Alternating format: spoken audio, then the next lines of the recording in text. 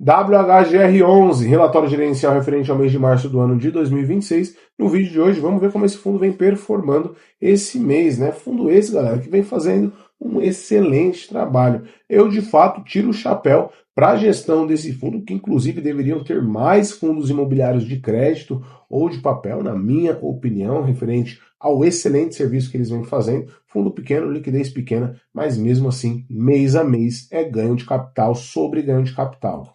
Sobre o WHGR11, galera, é um fundo base 10 que mês a mês vem fazendo ganho de capital. Hoje a sua cota mercado está em R$ 9,51, um dividend yield em 13%, PVP 0,96, liquidez diária bem baixa, né? É um ponto de atenção nesse fundo, 261 mil, mas para a gente que é investidor pequeno, né, não faz tanta diferença assim. Uma variação positiva nos últimos 12 meses em quase 28%.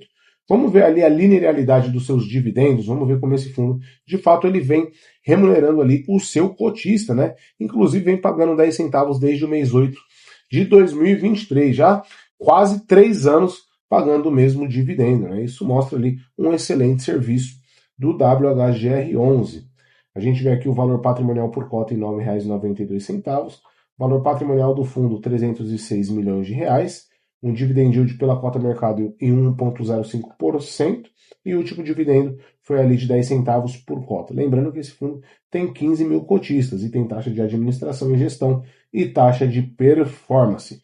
Comentários do gestor: o fundo encerrou o mês de março com 100,9% do PL alocado em ativos alvos, sendo 72% em CRIs, 20,7% em fundos imobiliários e ações, 7,5% em imóveis e permutas e 1% em instrumento de caixa.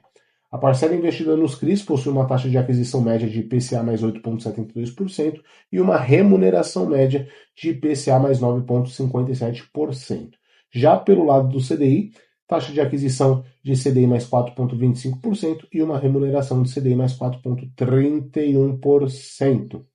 No período, o portfólio apresentou um giro de aproximadamente 23 milhões em fundos imobiliários e ações, composto por 11,9 milhões em aquisições e 11,1 milhões em alienações. No book líquido foi realizada uma nova integralização do Shopping Dom Pedro, né, esse fundo aqui, equivalente a 10% do capital comprometido. Já no acumulado de 2026, o ganho de capital do booking líquido totalizou 1,48 milhões, equivalentes a quase 5 centavinhos aqui por cota. Frente ao booking de CRIs, eles realizaram uma nova alocação de 6 milhões no CRI Citylog Varginha, taxa de IPCA mais 9, e essa operação teve como lastro o financiamento da aquisição de um centro logístico para o CLSM11, cujo único cotista é o TRXF11. Então, basicamente, é um CRI para o TRXF11, que é o único cotista desse fundo aqui, né? Frente aí à aquisição de um galpão logístico. Com base no valor de aquisição e no laudo de avaliação mais recentes do ativo, a operação apresenta uma garantia de 27%. Lembrando, galera, quanto menor a LTV, melhor, ou seja, tem maior garantia do que de fato a dívida, né? A garantia vale mais que a dívida. Atualmente, o imóvel encontra-se 100% locado, com 41% da receita atrelada a contratos atípicos, né? Aqueles contratos de fato mais longos. A alocação do portfólio de fundos imobiliários e ações está distribuída em 32,1% em shoppings, 25% em hedge funds, 14% em residenciais, 11,4% em fundos de papel, 6,1% em FOFs, 5,6% em escritório e 5,8% em outros. O dividend yield da carteira fechou o mês em 13,75% ao ano. Então é um bom dividend yield frente à carteira de fundos imobiliários que ele tem ali de fato dentro do seu portfólio, né? A gente vê aqui, galera, referente ao resultado operacional, nesse mês de março, né, tanto quanto fevereiro quanto março, eles geraram um resultado maior do que a sua distribuição, né, o que é muito bom. Isso mostra, de fato, a saúde financeira do fundo. O resultado operacional em março foi 3,9 milhões, quase 4 milhões, e ele pagou ali 3 milhões, isso é equivalente a 10 centavinhos por cota. A gente vê de fato a composição do resultado, referente às receitas dos fundos imobiliários, ganho ou perda de capital, receitas de FIIs e ações, né, os dividendos de fato, receita imobiliária, resultado por cota e despesas. Né? A gente vê aqui que despesas foi equivalente aí a menos de 10%, né? Quase o mínimo. Retorno do fundo, a gente vê aqui 13,42%, equivalente a 1,05%. Cota patrimonial ajustada, a gente vê de fato, né, a importância de reinvestir os dividendos. Lembrando, galera, tudo que for ajustado, seja patrimonial, seja mercado, é com reinvestimento dos dividendos. Né? Tendo ali essa palavra ajustada, a gente sabe que é reinvestindo os dividendos. Mercado secundário, aqui, o volume financeiro de negociações, a gente vê, evolução de cotista. O fundo segue ganhando cotista mês a mês, né? Sensibilidade do mercado, essa cota aqui é R$ 9,48, tem uma remuneração aí de IPCA mais 10,75% e CDI mais 7,45%.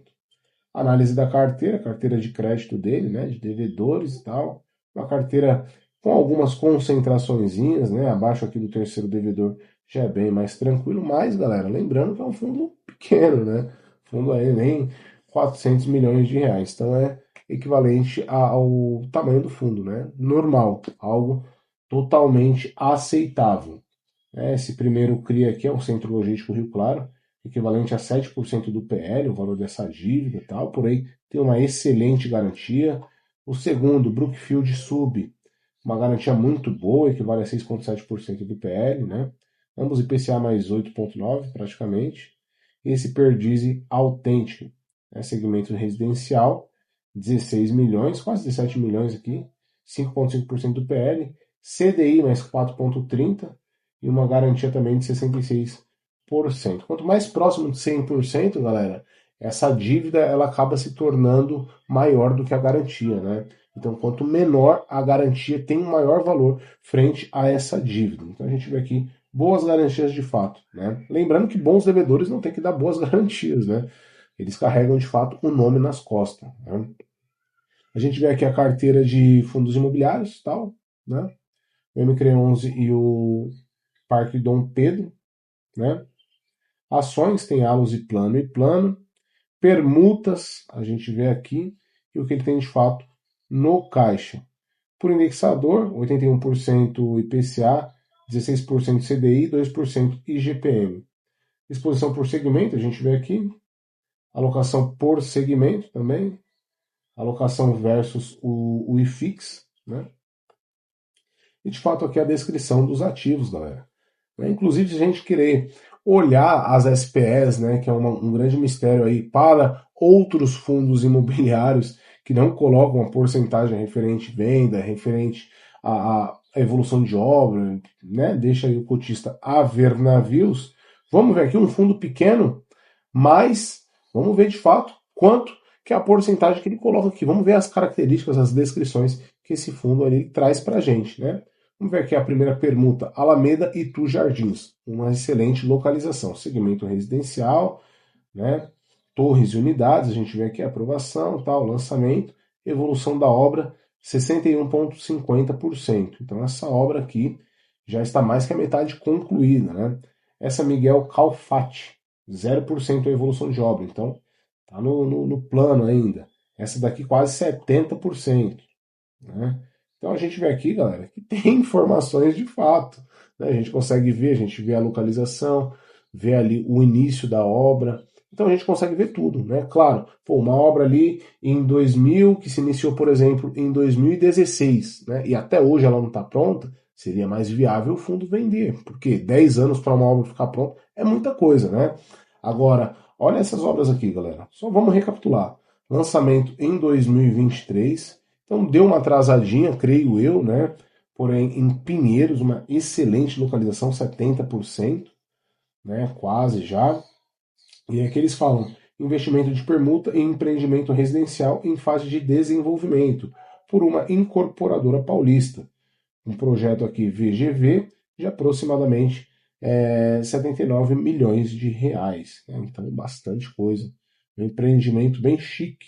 Né? E aqui eles colocam, 3 aninhos para sair um empreendimento, de repente, depende muito, né? Hoje a gente vê prédios aí, aliás, condomínios com 6, 7, 10, 12 torres, então demora mesmo, né? Provavelmente esse de Pinheiros deve ser isso, né? Porque a gente sabe que Pinheiros é um lugar muito prime aqui no estado de São Paulo, né? Então não me preocupa. Uma evolução de obra em quase 70%, bem tranquilo. Vamos ver mês que vem quanto que vai estar essa evolução de obra. E é isso que, de fato, as gestoras deveriam fazer, né? Comunicar a transparência com o cotista, não esconder. Ah, não vou colocar aqui quanto, os cotistas só vão colocando dinheiro aqui e pronto, acabou. Não. Faça igual o WHGR11, vem fazendo ganho de capital todo mês, vem gerando mais do que distribui. Isso é um bom serviço da gestora. Então, ó, parabéns à gestão WHG, né? Vem fazendo aí um ótimo trabalho. E é basicamente isso, galera. Não tem muito o que falar sobre esse fundo sem dar dor de cabeça, gerando mais do que de fato ele distribui, acaba engordando o seu caixa, o que é muito bom. Dinheiro nunca é demais, né? É igual saúde. Quanto mais a gente quer, mais, aliás, quanto mais a gente tem, mais a gente quer. E basicamente é isso, né, galera? Não tem muito o que falar do WHGR11, não. Qualquer novidade eu trago aqui para vocês. Eu sou Felipe Invest e